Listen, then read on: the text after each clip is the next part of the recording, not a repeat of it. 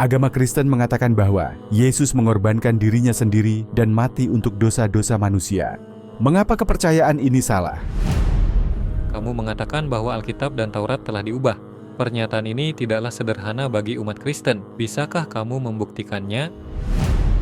Sebagai seorang Muslim, kamu juga percaya bahwa Yesus dilahirkan tanpa ayah dan bahwa beliau dapat menghidupkan kembali orang-orang yang sudah mati. Hal itu sangatlah luar biasa. Bukankah semua alasan itu sudah cukup untuk menyebutnya sebagai dewa? Jadi bagaimana kamu tahu bahwa Al-Quran juga tidak pernah diubah? Berabad-abad telah berlalu sejak saat itu, kan?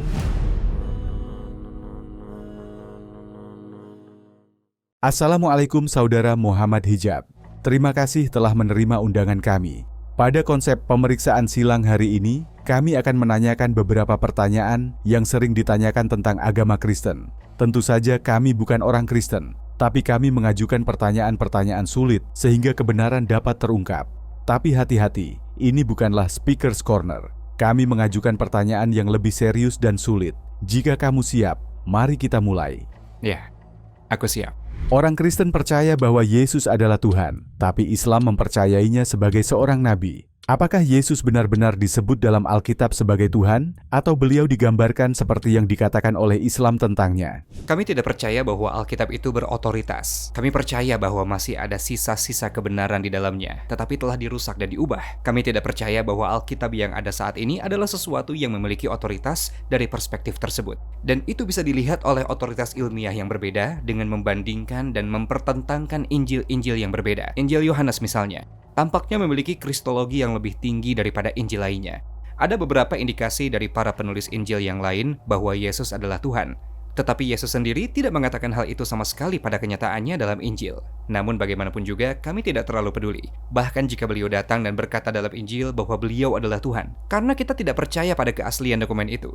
Namun, kami akan mengatakan terlepas dari semua itu, yaitu fakta bahwa secara logis, Yesus Kristus tidak mungkin menjadi Allah. Maksudku, tidak masalah jika Alkitab mengatakannya atau buku lain mengatakannya, karena kamu tidak mungkin memiliki Tuhan manusia. Tidak mungkin Tuhan itu makhluk yang memiliki keterbatasan, namun tidak terbatas sekaligus. Jadi tidak penting buku mana yang menyatakan itu jelas salah. Jadi aku pikir siapapun yang memahami definisi Tuhan dan definisi Yesus Kristus serta manusia tidak dapat menyatukan kedua hal ini. Tidak peduli buku mana yang mengatakannya.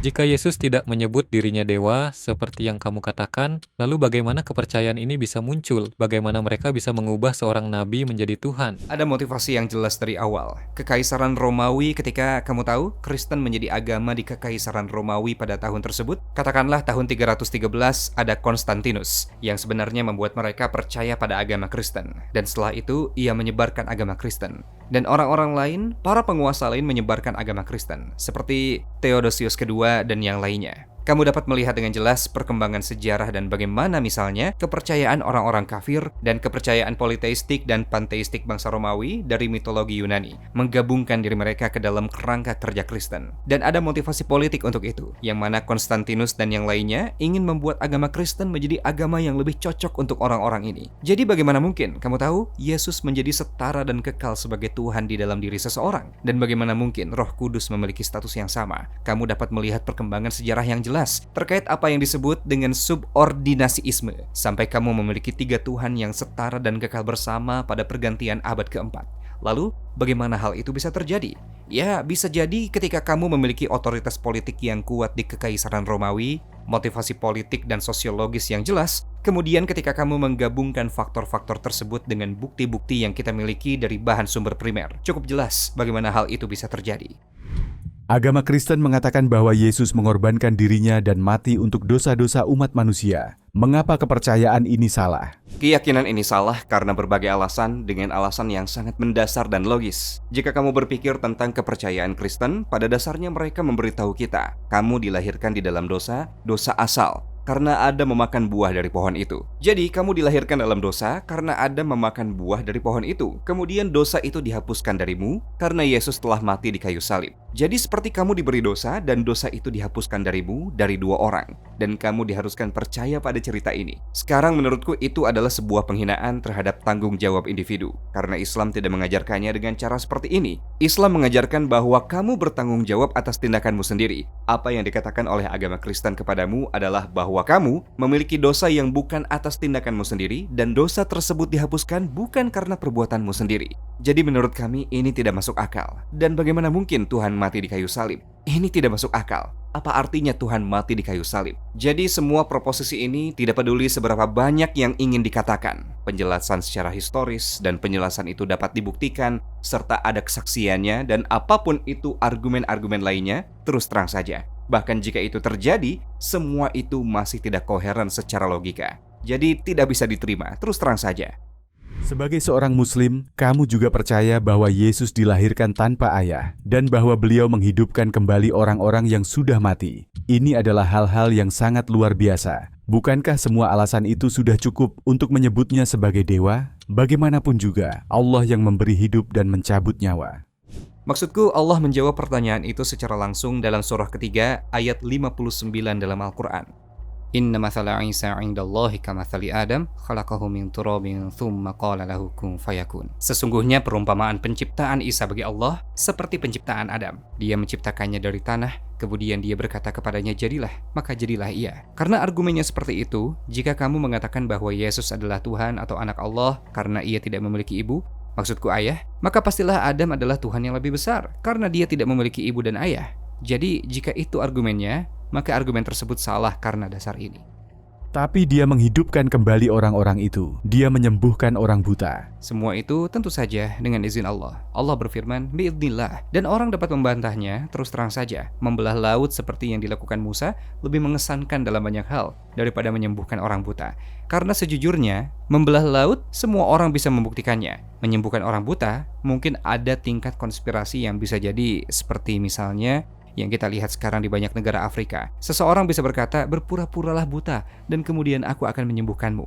Membelah laut, terus terang, lebih bermakna dibandingkan menyembuhkan orang buta. Jadi menurutku, jika kamu menggunakan mukjizat untuk mencoba membuktikan keilahian Allah, keilahian Yesus Kristus, maka sejujurnya kamu bisa melakukan hal yang sama dengan Musa pada tingkat yang lebih tinggi. Kamu mengatakan bahwa Alkitab dan Taurat telah diubah. Ini bukanlah pernyataan yang sederhana bagi umat Kristen. Dapatkah kamu membuktikannya? Maksudku, jujur saja, buktinya ada pada apa yang disebut kritik tekstual. Sekarang kritik tekstual telah menjadi bidang studi Alkitab atau subbidang dari studi Alkitab yang sedang diajarkan di mana-mana di Akademi Barat, dan hampir ada konsensus atau pada kenyataannya ada konsensus di antara para cendekiawan Kristen, bukan Islam, bahwa telah terjadi perubahan, interpolasi, dan korupsi. Sebenarnya ini adalah nama salah satu buku karya Bruce Metzger, sebuah buku yang sangat terkenal yang berbicara tentang korupsi Alkitab. Hal ini dapat dibuktikan oleh semua orang, dan pertanyaannya adalah, di manakah rantai periwayatannya? Di manakah hubungan antara Yesus dan para penulis Injil? Karena ada tingkat anonimitas, dan itu anonim. Orang-orang ini anonim. Kita tidak tahu siapa mereka, dan tidak ada hubungan di antara mereka, dan ada jarak hampir 100 tahun di antara mereka. Begitu banyak sehingga sangatlah menarik. E.B. Sanders yang menulis sebuah buku berjudul Sosok Sejarah Yesus Kristus.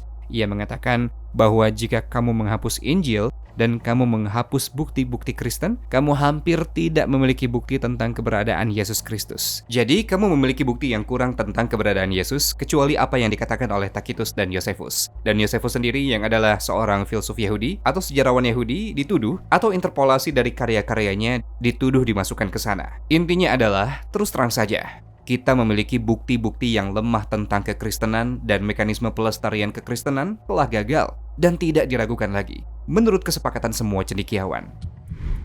Dapatkah kamu juga membuktikan bahwa buku-buku ini telah dikorupsi dari kitab-kitab itu sendiri, mungkin melalui kontradiksi-kontradiksi? Tentu saja, dan itu adalah poin yang sangat bagus, karena kamu bisa menemukannya, terutama contohnya, mari kita ambil salah satu yang terdalam dan paling bermakna dalam ajaran utama kekristenan, penyaliban, kebangkitan. Lihatlah kisah-kisah tentang penyaliban dalam Matius, Markus, dan Lukas, dan membandingkannya satu sama lain. Kamu akan menemukan tingkat kontradiksi yang mengejutkan. Dan bukan hanya itu, ada kontradiksi pada banyak sisi yang berbeda di dalam Injil itu sendiri. Lihatlah di Perjanjian Baru. Perjanjian Lama dipenuhi dengan kontradiksi, dan aku akan memberikan satu contoh karena aku menyebutkannya, dan aku telah membaca ini sebenarnya dari William Lane Craig, dari semua orang. Dan dia menyebutkan itu, kamu tahu, dan aku akan mengutipnya, sebenarnya atau mengurainya. Dia mengatakan bahwa jika kamu melihat kisah Alkitab dalam kitab Kejadian pasal 1, halaman pertama Alkitab, lihatlah halaman pertama Alkitab, dan dikatakan bahwa seperti yang kamu ketahui, pada hari keempat Allah menciptakan tumbuh-tumbuhan atau matahari. Tuhan menciptakan tumbuh-tumbuhan pada hari ketiga, dan Allah menciptakan matahari dan tokoh-tokoh pada hari keempat. Jadi Allah menciptakan matahari dan tokoh-tokoh pada hari keempat. Itu ada di kitab Kejadian pasal 1 ayat nomor 6. Dan Allah menciptakan tumbuh-tumbuhan, tanaman, dan sebagainya pada hari ketiga. Tetapi jika kamu melihat kitab Kejadian pasal 2 ayat nomor 5, dikatakan belum ada tanaman yang tumbuh.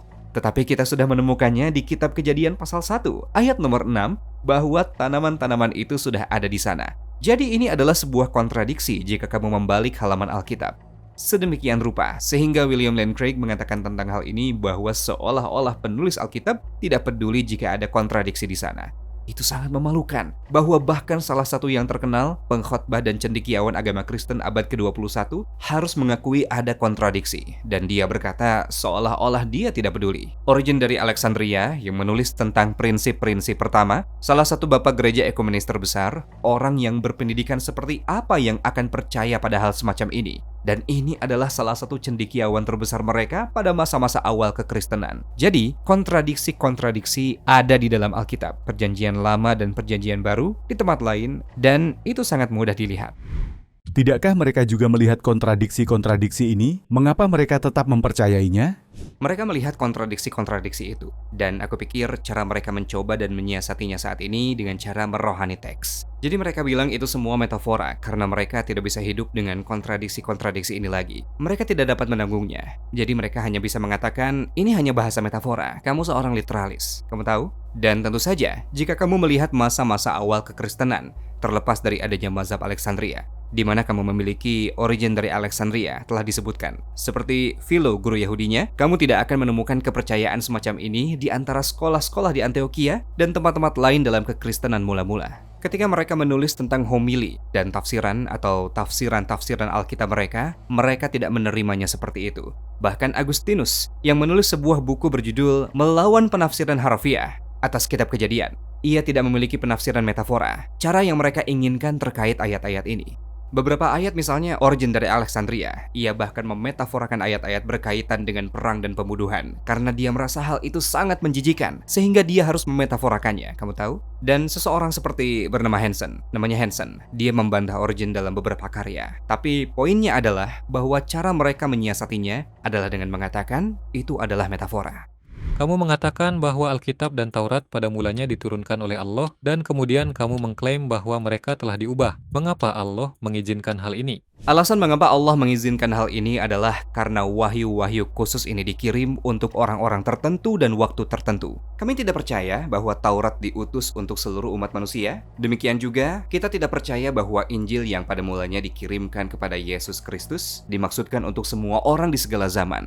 Kami percaya bahwa Al-Quran adalah satu-satunya kitab yang benar-benar dikirim untuk semua orang sepanjang masa, disertai dengan sunnah Nabi Muhammad SAW. Jadi tidak ada kebutuhan di masa yang akan datang bagi seluruh umat manusia untuk mendapatkan wahyu-wahyu ini benar-benar terpelihara. Dan itulah sebabnya hal ini ditunjukkan dalam arti ayat di dalam Al-Quran, wal ahbaru bimastuhfidhu min kitabillahi wa kanu alaihi syuhada, yang pada dasarnya berarti bahwa mereka dipercaya akan pelestarian kitab-kitab ini, yaitu para rabi dan para pendeta zaman dahulu. Dan mereka gagal meskipun mereka menjadi saksi. Jadi dengan kata lain, membandingkannya dengan apa yang Allah Subhanahu wa Ta'ala berfirman di dalam Al-Quran tentang Al-Quran, Inna nahnu nazzalna dzikra wa inna lahu lahafidhun, dan pasti kami pula yang memeliharanya. Ada perbedaan yang jelas, dan perbedaannya adalah dibenarkan karena fakta bahwa kitab-kitab ini telah ditetapkan kepada umat mereka pada waktunya, dan Al-Quran itu diutus untuk seluruh umat manusia di segala zaman. Apa perbedaan antara dokumentasi dan narasi Injil dan Al-Quran? Perbedaan utama yang akan kamu temukan adalah bahwa terdapat rantai periwayatan dengan Al-Quran. Bahkan para sarjana Islam seperti misalnya Ibnu Al-Jazari, karyanya yang sangat terkenal, ia mengatakan bahwa agar sesuatu dapat dipertimbangkan sebagai Al-Quran, ia harus memenuhi 3 kriteria. Pertama, harus memiliki rantai periwayatan yang ditransmisikan secara massal. Nomor 2, harus sesuai dengan bahasa Arab klasik pada masa Nabi Muhammad SAW. Dan nomor 3, harus sejalan dengan aksara Uthmaniyah. Oke, jadi ini adalah 3 hal yang harus terpenuhi. Ini adalah metode triangulasi. Jadi kita memiliki sebuah rantai narasi. Kami memiliki naskah dari Utsman, kami memiliki semua itu. Bahasa dari bahasa Arab Fusha, bahasa Arab klasik yang telah dilestarikan. Oke, jadi ketiga hal ini ada di sana. Sedangkan Injil, kamu memiliki jeda waktu 100 tahun. Secara efektif, antara 80 sampai 100 tahun tanpa pengesahan atau hubungan apapun antara Yesus dan orang-orang yang tidak dikenal ini yang konon telah menyaksikan Yesus Kristus. Jeda 80 tahun, tidak ada rantai narasi. Semua jenis naskah yang saling bertentangan, varian-varian yang saling bertentangan. Bukan hanya itu saja yang bervariasi, tetapi juga saling bertentangan dan bervariasi, dan tidak ada yang namanya naskah, dan bahkan tidak memiliki budaya menghafal, dan percampuran dari berbagai bahasa yang berbeda. Maksudku, ada bahasa Yunani dan Aram, dan campuran dari berbagai bahasa, dan perjanjian lama memiliki terjemahan bahasa Yunani ke bahasa Ibrani. Jadi ada Septuaginta misalnya, terjemahan dalam bahasa Yunani. Mereka menggunakannya untuk menginformasikan terjemahan Ibrani. Jadi ada unsur penerjemahan. Semua itu sama sekali tidak ada dan sepenuhnya berbeda dengan metode pelestarian Islam. Jadi bagaimana kamu tahu bahwa Al-Quran juga tidak pernah diubah? Berabad-abad telah berlalu sejak saat itu, ya kan? Nah, dengar.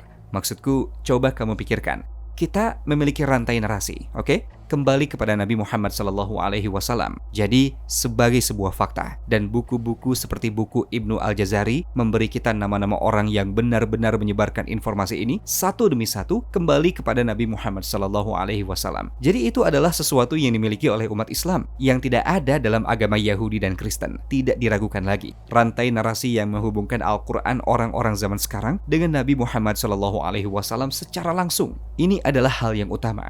Tapi selain hal ini, ada juga bukti yang menguatkan. Maksudku, sekarang kita punya banyak palimpsest dan folio yang berbeda dan naskah yang berbeda. Maksudku, baru-baru ini ada sebuah naskah yang merupakan bukti yang menguatkan, naskah Birmingham, yang bertanggal antara tahun 568 sampai 665 atau kira-kira sekitar itu, yang ada dalam kehidupan Nabi SAW. Nabi SAW wafat pada tahun 632 Masehi, dan hal ini terjadi pada masa kehidupan Nabi SAW. Bahkan beberapa orientalis, para sarjana dan semacamnya, mereka mengandalkan HCM atau metode historis kritis. Mereka menerima hal itu. Jadi kita memiliki berbagai macam bukti. Kita memiliki rantai periwayatan, kami memiliki hafalan orang-orang, kami bahkan memiliki prasasti. Maksudku, pada masa-masa awal Islam, Masjid Al-Aqsa sebagai contoh, kamu memiliki prasasti-prasasti ayat-ayat Al-Quran di dinding-dinding di Masjid Al-Aqsa dan semacamnya. Ada prasasti-prasasti. Dan kemudian kamu memiliki radiokarbon yang tertanggal hingga 95,6%. Naskah-naskah yang berasal dari masa lalu ke masa Nabi dan kehidupan beliau.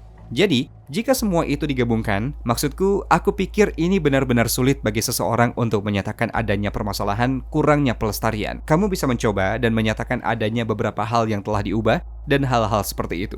Sebagai non-muslim, kamu bisa mengajukan kasus itu, tapi kamu tidak punya bukti yang pasti tentang klaim semacam itu. Dan mereka tahu bahwa kita sangat yakin akan kepercayaan terhadap pelestarian itu sepenuhnya.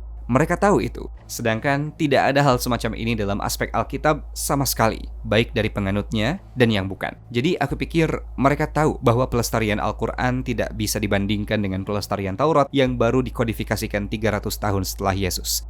Maksudku, pertimbangkanlah bahwa ada 1400 tahun antara kodifikasi Taurat dan Musa. Itu adalah jarak yang sama antara aku dan Nabi Muhammad SAW. Jadi orang-orang pertama yang menulisnya memiliki jarak 1400 tahun dan mereka tidak memiliki rantai periwayatan seperti Islam. Jadi apa artinya? Membandingkan keduanya, sungguh tak dapat dipercaya ada perbincangan semacam itu. Jadi menurutku, pelestarian Al-Quran sama sekali tidak perlu dipertanyakan. Beberapa orang ateis bertanya bahwa mungkin saja Nabi Muhammad SAW telah menyalin perjanjian lama dan perjanjian baru dan menulis Al-Quran. Sungguh sangat menarik bahwa beliau, jika memang demikian, bahwa beliau mengoreksi segala sesuatu yang perlu dikoreksi. Karena jika kamu mempertimbangkannya pada tingkat teologis, gagasan bahwa Tuhan itu satu, bahwa semua doktrin palsu tentang Trinitas, dan aku bahkan tidak mengatakan bahwa itu ada di dalam Alkitab. Tetapi jika doktrin-doktrin palsu dari orang-orang Kristen, tidak ada. Bahkan ada sanggahan terhadap hal-hal tersebut. Bukan hanya ada sanggahan terhadap hal-hal itu yang secara eksplisit ada di dalam Alkitab, Misalnya istilah Allah beristirahat dan kesalahan-kesalahan teologi semacam ini. Walam ya'ya bi khalqihin. Allah menyangkal hal itu, menyangkal ideologi semacam itu. Tetapi kemudian ada berbagai macam informasi baru yang tidak mungkin diketahui oleh Nabi Shallallahu Alaihi Wasallam atau kemungkinannya sangat kecil yang mengoreksi atau menambahkan informasi ke dalam narasi Alkitab. Dan aku akan memberikan beberapa contoh. Sebagai contoh yang sangat sederhana. Fir'aun berkata, Ana rabbukumul a'la. Akulah Tuhanmu yang paling tinggi. Itu ada di dalam Al-Quran. Kamu akan terkejut ketika mengetahui hal itu, bahkan tidak disebutkan dalam perjanjian lama. Wa yadharaka wa alihatak. Ada dewa-dewa yang disembah di Mesir kuno. Sekarang kita tahu bahwa itu adalah sebuah fakta karena batu Rosetta. Dan kami telah menerjemahkan hieroglif dalam bahasa Mesir kuno, bahasa Mesir, ke bahasa saat ini. Batu Rosetta itu ditemukan pada tahun 1700-an pada abad ke-18. Nabi Muhammad SAW tidak memiliki akses terhadap budaya tersebut dan peradaban itu, bahasa itu. Namun kita tahu dengan pasti bahwa orang-orang ini, mereka mempercayai orang-orang ini, dan kemudian melangkah lebih jauh dari itu. Koreksi-koreksi ini misalnya dalam perjanjian lama, ada Nabi Yusuf yang merujuk kepada pemimpin pada zamannya sebagai seorang raja, sebagai seorang Fir'aun. Di dalam Al-Quran, ia disebut sebagai raja. Dan menurut para ahli Alkitab, kamu akan menemukannya, misalnya Nabi Yusuf berlokasi di sekitar dinasti Hyksos. Dinasti tersebut tidak memiliki Fir'aun. Dinasti tersebut memiliki raja-raja. Jadi hal-hal ini sangat tepat. Jika Nabi meniru mereka, bagaimana beliau dapat memperbaiki semua masalah ini? Dia menyalin dan mengoreksinya, itu berarti bahwa beliau seorang editor. Beliau seorang sejarawan. Ia pergi ke Mesir, ia menggali benda-benda arkeologi, dan aku memiliki begitu banyak contoh koreksi yang sangat jelas, yang memperbaiki misalnya kontradiksi atau memperbaiki ketidakakuratan sejarah atau sistem kepercayaan teologis. Jadi fakta bahwa Al-Quran bertindak sebagai muhaimin atau otoritas final dengan cara yang dapat dipahami saat ini adalah sesuatu yang merupakan bukti yang pasti terhadap fakta bahwa hal tersebut tidak benar. Meskipun itu memang memiliki sumber asli dan tentu saja ada kemiripan dalam Al-Quran dan Alkitab dan hal-hal seperti itu. Kami percaya karena berasal dari sumber yang sama, itu tidak disalin. Karena jika disalin, lalu bagaimana bisa dikoreksi? Jika semuanya begitu jelas, seperti yang kamu katakan, mengapa 2,3 miliar orang masih menjadi orang Kristen? Karena mereka tidak meninggalkannya. Bukankah mungkin bahwa mereka melihat sesuatu dalam agama ini? Berpikirlah dari sudut pandang seorang Kristen. Aku merasa nyaman dengan diri aku sendiri. Aku mengalami perkembangan yang baik dalam hidupku. Jadi mengapa aku harus meninggalkan agama Kristen? Maksudku masalahnya adalah bisa saja banyak orang justru mengikuti hal yang salah, kepalsuan. Ada suatu masa dalam sejarah di mana orang-orang percaya bahwa bumi itu datar dan orang-orang masih mempercayainya. Aku mengatakan ini karena walaupun banyak orang yang percaya, bukan berarti hal itu adalah sebuah kebenaran. Jadi, itu adalah asumsi yang salah dalam arti tertentu. Tapi mari kita lanjutkan saja sebagai argumen. Kami percaya bahwa banyak dari mereka yang belum terekspos oleh pesan Islam. Dan apabila kamu menjelaskan kepada orang-orang seperti itu tentang Islam, banyak dari mereka yang berpindah agama. Terus terang saja. Itu sebabnya kami percaya bahwa mereka tidak akan dihukum sampai mereka benar-benar menerima pesannya. Tetapi untuk menjawab pertanyaanmu secara langsung, ada banyak orang yang meninggalkan agama Kristen karena tidak bertahan dalam ujian waktu. Dan terutama di Barat. Itu sekarang menjadi agama minoritas di Inggris. Sudah menjadi agama minoritas. Maksudku, untuk pertama kalinya dalam 2000 tahun, secara efektif atau 1500 tahun sejak agama Kristen menyebar di Inggris, merupakan agama minoritas di bawah 50%. Jadi orang-orang meninggalkan agama itu karena tidak memiliki fitur abadi. Karena pada teologi, pada bimbingan, pada aspek-aspek kunci, tidak menawarkan sesuatu yang lebih dari liberalisme. Faktanya, banyak orang yang masuk ke dalam liberalisme sebagai pengganti agama ini. Jadi, untuk menjawab pertanyaanmu, aku pikir pertama dan terutama ada kekeliruan, asumsi yang salah. Yaitu bahwa jika banyak orang mengikuti sesuatu, maka itu adalah kebenaran atau hal itu bisa jadi benar atau ada beberapa kebenaran di dalamnya. Sekarang, kami percaya bahwa ada kebenaran di dalamnya. Kekristenan memiliki banyak hal yang baik di dalamnya. Kita tidak sepenuhnya mengabaikannya. Tetapi, kebenaran tidak sepenuhnya ada di sana. Dan agar seseorang percaya kepada kekristenan, mereka harus mengorbankan logika mereka. Tetapi juga, banyak orang Kristen secara rohani mengatakan bahwa aku merasa lebih damai ketika aku berdoa kepada Yesus. Doa aku diterima, anak aku sakit dan dia sembuh. Jadi bagaimana kamu menjelaskan hal ini? Ya, aku yakin itu. Lihat, pada akhirnya akan ada orang yang mengatakan hal yang sama tentang penyembahan setan dan Yudaisme atau Hinduisme. Akan ada seseorang yang melompat ke sungai Gangga, seorang Hindu, dan dia masuk dan dia keluar, dan dia berpikir bahwa hal itu telah membantu hidupnya. Jadi ini tidak pernah bisa menjadi bukti karena ini tidak demonstratif. Ini adalah pengalaman pribadi. Kamu bisa saja membuat kesimpulan yang salah. Kamu bisa saja membuat sebab dan akibat yang salah hubungan dan semua hal semacam ini. Menurutku, ini tidak bisa menjadi bukti yang dapat kamu gunakan untuk membuktikan bahwa agamamu benar. Paling tidak karena bagaimana aku tahu kamu mengatakan sebuah kebenaran? Oke, kita mengerti bahwa agama Kristen itu salah. Jadi bagaimana kita tahu bahwa Islam itu benar? Apa buktinya? Ada banyak bukti yang menunjukkan bahwa Islam itu benar. Salah satunya adalah sistem kepercayaan dasar, teologi, yaitu mengimani dan menyembah satu Tuhan. Ketika kamu mempercayainya, hal ini sebenarnya mencangkup semua agama-agama besar dunia lainnya. Karena dengan adanya monoteisme yang patut ini, percaya pada satu Tuhan, merupakan penjelasan yang paling konsisten dan terbaik dengan cakupan penjelasan dan pembenaran tertinggi. Hal ini menjelaskan, nomor 1, keberadaan kita. Nomor 2, tujuan hidup. Jadi, adanya konsep tauhid sebenarnya adalah bukti terkuat. Nomor 1. Nomor 2, lihatlah karakter Nabi Muhammad SAW. Ketika kamu melihat kehidupan beliau, kamu menyadari bahwa beliau benar-benar otentik. Dan ketika kamu mulai menyadari bahwa ini adalah wadah dari pesan Islam, pesan terakhir yang dengan sendirinya bertindak sebagai bukti.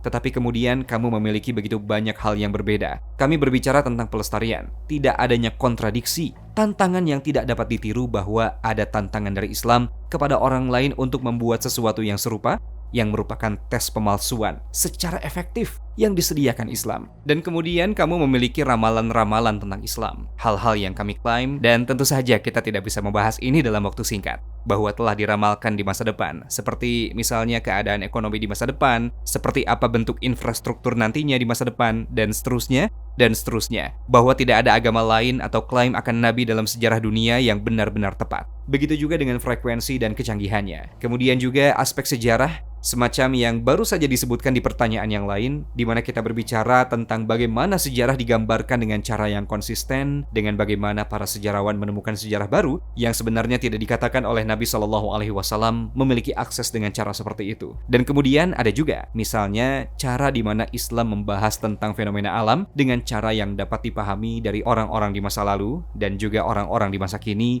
dengan cara yang tak lekang oleh waktu. Tidak seperti cara Alkitab melakukannya, berbicara tentang misalnya tanaman yang diciptakan sebelum matahari, dan bagaimana bisa bertahan hidup tanpa fotosintesis. Entahlah, sepertinya penulis Alkitab dalam bagian khusus ini harus kembali ke sekolah, maaf. Jadi ada hal-hal seperti itu. Dan kami terus berbicara dengan cara seperti itu sampai kita menyadari bahwa atas semua alasan ini, Al-Quran benar-benar sangat tegas. Ini adalah standar emas, tidak ada yang bisa mengalahkannya. Lalu, bagaimana kita tahu bahwa Islam itu benar? Jika seseorang tulus dan mereka benar-benar ingin menemukan kebenaran dengan bukti-bukti semacam ini, dengan sangat percaya diri, aku pastikan tidak ada yang bisa menandingi itu. Kamu tahu bahwa banyak umat Kristen yang memiliki hubungan yang penuh kasih dengan Yesus dan Maria alaihi salam. Ketika mereka menjadi Muslim, apakah mereka akan meninggalkan orang-orang ini? Ketika mereka menjadi Muslim, mereka tidak akan meninggalkan orang-orang ini. Mereka akan memahami dan mengasihi mereka dengan cara yang tepat dan benar. Mereka akan tahu siapa mereka sebenarnya. Karena kamu tak bisa mencintai seseorang yang tak kamu kenal. Kamu memiliki keyakinan yang salah atau tertipu pemahaman ilusi tentang siapa mereka. Jika kamu berpikir bahwa manusia adalah Tuhan, maka kamu tidak tahu apa-apa tentang mereka. Apa yang sebenarnya mereka nyatakan. Jadi, kami percaya bahwa Yesus Kristus adalah Mesias dan bahwa Ia adalah salah satu dari manusia terhebat yang pernah hidup di bumi. Tapi, kami tidak percaya bahwa Dia adalah Tuhan atau anak Allah. Sistem kepercayaan ini dan memahami serta mengikuti Yesus atas dasar itu dan mengasihi beliau karena hal itu akan memperbarui dan membangun kembali hubungan yang dapat dimiliki seseorang dengan Yesus Kristus yang tidak dapat mereka miliki jika mereka memiliki gambaran yang menyesatkan bahwa Dia adalah bentuk manusia dari Tuhan. Hal yang sama dengan Maria, yang sebenarnya kita yakini sebagai orang yang paling mulia, wanita dalam seluruh sejarah Islam, dalam seluruh sejarah pada kenyataannya. Jadi sungguh, ketika kamu memikirkannya seperti itu, maka bagaimana mungkin kamu tidak memiliki hubungan dengan kedua tokoh yang ada dalam perjanjian baru yang diperintahkan oleh agama Kristen untuk kita imani? Perbedaan antara agama Kristen dan Islam dalam hal ini adalah bahwa Islam tidak menyuruhmu untuk tidak percaya kepada tokoh-tokoh utama agama Kristen, nabi-nabi terdahulu, Yesus, Maria. Agama Kristen memaksamu untuk tidak percaya kepada Nabi Muhammad. Jadi, yang perlu kamu lakukan hanyalah menambah keimanan kalian dan menyempurnakannya. Sedangkan dengan yang satu ini, kamu harus tidak percaya pada sesuatu yang begitu jelas terlihat oleh mata. Beberapa orang Kristen meminta agar ketika kita melihat kehidupan Yesus, tidak membahas perang. Yang ada hanyalah tema-tema perdamaian, tapi ketika kita melihat kehidupan Nabi Muhammad, kita melihat perang dan kekerasan. Bagaimana kamu akan menjawabnya? Menurutku itu anggapan yang salah. Karena, perhatikan, maksudku jangan lupa bahwa umat Kristen percaya bahwa Yesus adalah bagian dari Trinitas. Dan karena itu, ia adalah penulis perjanjian lama. Jadi ketika ada perintah yang diberikan dalam kitab Bilangan pasal 31 ayat 18 untuk pergi dan membunuh bangsa itu dan memusnahkannya dan mengambil gadis-gadis muda untuk dirimu sendiri dan seterusnya. Kamu tahu, sebagai properti seksual. Itu sebenarnya adalah perintah menurut sistem kepercayaan ini yang diperintahkan oleh Yesus Kristus. Sekarang, kamu tidak dapat mengatakan bahwa ia terpisah dari Tritunggal karena penulis perjanjian lama adalah Yesus, adalah Roh Kudus, adalah Bapa. Ketiganya menulis ini karena mereka semua berkumpul dan menulis hal ini. Jadi dia memerintahkan orang-orang untuk membunuh yang muda atau warga desa dan sebagainya. Dan kemudian ketika ia datang dalam kitab Wahyu, ia datang kembali. Kamu akan menemukan bahwa ia membunuh Izebel, si pelacur, dan dia melakukan yang hal itu. Jadi penilaian bahwa dia adalah sosok yang damai itu adalah analisis yang salah. Dan fakta bahwa mereka membandingkan Yesus dan Muhammad SAW menunjukkan kepadamu kelemahan dan ketundukan mereka dan rasa tidak aman dan kerapuhan mereka. Karena mengapa mereka membandingkan seseorang yang mereka anggap sebagai Tuhan dengan seseorang yang kita anggap sebagai Nabi? Mengapa mereka tidak membandingkan Yesus dengan Allah? Ingatlah, kita percaya bahwa Allah adalah Tuhan. Jadi seharusnya Tuhan dibandingkan dengan Tuhan. Seharusnya bukan Tuhan dibandingkan dengan Nabi. Karena itu, bahkan jika kamu melangkah sejauh itu, perbedaan antara Muhammad SAW dan Yesus Kristus adalah bahwa Muhammad SAW memiliki otoritas politik. Menurut kesaksian mereka, Yesus Kristus tidak memiliki otoritas politik. Bahkan dia dicambuk dan disalibkan dan dihina. Menurut mereka, menurut kami tidak. Dia tidak demikian. Tetapi menurut mereka, ia dicambuk dan dihina. Ia tidak diuji dengan otoritas politik. Dan ketika ia diuji dengan otoritas politik, ketika dia kembali, dia akan membunuh para pelacur dan membalas dendam. Jadi itu adalah penilaian yang salah. Ini seperti membandingkan tindakan seorang tahanan dengan seorang raja dan berkata, yang ini jauh lebih berbelas kasihan daripada yang itu. Nah, yang ini seperti tidak. Karena orang ini memiliki analisis yang berbeda pula dengan yang satu itu pada contoh pertama. Demikian seterusnya, dengan alasan-alasan tersebut dan masih banyak lagi, menurutku pertanyaannya benar-benar membingungkan, benar-benar kacau, dan menurutku mereka yang membuat klaim ini tidak bisa benar-benar hidup dengan prinsip-prinsip kekristenan. Jadi, tamparlah pipimu dan akan kuberikan padamu pipiku yang lain untuk ditampar. Orang-orang yang suka berdebat soal agama adalah orang yang cinta damai. Tetapi ketika berbicara tentang pragmatik kehidupan politik dan sosial, lebih dekat dengan kita daripada yang ingin mereka akui. Jika semua orang Kristen di dunia mendengarkanmu selama 60 detik, apa yang akan kamu katakan kepada mereka? Aku tahu kamu orang yang tangguh, tapi cobalah untuk tidak emosional kali ini. Aku akan berkata kepada mereka, dengar pesan kepada teman-teman Kristenku. Aku tahu dan kamu tahu bahwa sejak kamu masih kecil dan kamu mendengar gagasan bahwa Tuhanmu adalah seorang manusia dari orang tuamu atau dari sekolah minggumu atau dari siapapun yang mengajarkan sistem kepercayaan ini kepadamu. Kamu mempertanyakannya dan kamu benar jika mempertanyakannya. Kamu benar untuk mempertanyakannya. Mengapa? Karena itu tidak masuk akal. Tuhan yang tidak terbatas dalam hikmat dan kuasa dan pengetahuan dan kekuatan tidak dapat tak terbatas dan terbatas pada saat yang bersamaan. Dia tidak bisa menjadi tidak terbatas dan terbatas pada waktu yang sama. Kamu memiliki hak untuk itu. Kamu benar untuk mempertanyakan hal itu. Ketika kamu diberitahu sebagai seorang anak muda bahwa Bapa adalah Tuhan, Putra adalah Tuhan, dan Roh Kudus adalah Tuhan, dan kamu sebagai seorang anak berusia 7 tahun mengacungkan 3 jari ke atas, dan kemudian kamu diberitahu bahwa ini sebenarnya berarti satu, dan kamu mengangkat alismu terkait gagasan itu. Kamu benar untuk mengangkat alismu, karena itu adalah proposisi yang konyol. Kamu tidak perlu mempercayai hal ini lagi. Kamu tidak perlu menanggung kontradiksi ini lagi. Kamu dapat meringankan dirimu sendiri dari menanggung kontradiksi ini dan percaya kepada Allah dalam keesaannya. Seperti yang dikatakan oleh Al-Quran, Wala taqulu thalathah. Dan janganlah kamu mengatakan Tuhan itu 3. Intahu khairal lakum. Berhentilah dari ucapan itu lebih baik bagimu. Dan kamu tahu itu lebih baik untukmu. Karena dengan begitu, kamu tidak akan memiliki disonansi kognitif. Kamu tidak akan mengalami kecemasan, depresi, frustrasi, kemarahan. Sebenarnya, kamu memiliki alasan yang dapat dibenarkan untuk memiliki semua emosi ini, tetapi satu-satunya jalan keluar adalah percaya pada satu Tuhan yang layak disembah. Satu Allah yang layak disembah. Dan kemudian kamu bertanya pada diri sendiri, agama apa di dunia berfokus pada hal ini? Meniadakan Tritunggal dengan cara seperti itu. Agama apapun yang melakukan hal itu dengan cara yang sama dengan para nabi di perjanjian lama, dari apa yang dikatakan Abraham, dan Musa berkata, dan Yesus berkata, maka inilah agama yang harus kamu ikuti. Pikirkanlah itu. Wassalamualaikum warahmatullahi wabarakatuh.